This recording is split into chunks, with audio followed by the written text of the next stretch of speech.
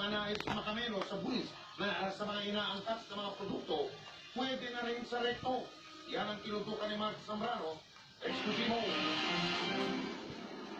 Arestado sa magkahiwalay ng entrapment operations ng NBI Anti-Organized and Transnational Crime Division sa Recto at Rizal Avenue sa Maynila, sina Ofelia Ollave, Jocelyn Amancio at Ruben Flores. Base sa report ng Bureau of Customs sa NBI, kasama ang tatlo sa talamak na Yan. Ang ganda. If this kind of modus ay hindi po natin mapapahinto. Kapag ito po ay ginamit sa pagpoproseso sa ating Bureau of Customs ay hindi po sila magbabayad ng tamang duties and taxes.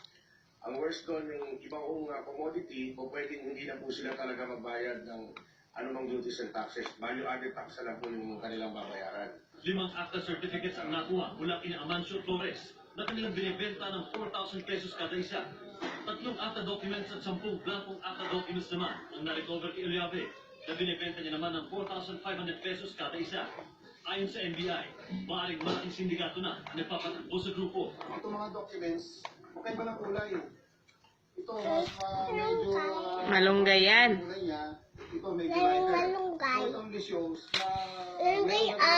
Opo. Ayon sa BOC,